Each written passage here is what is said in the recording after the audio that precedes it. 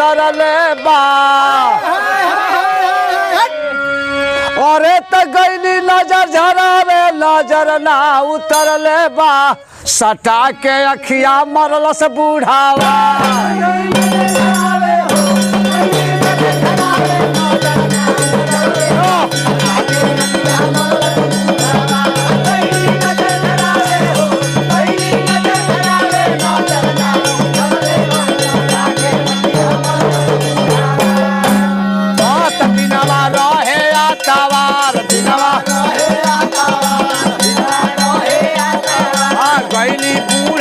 के द्वार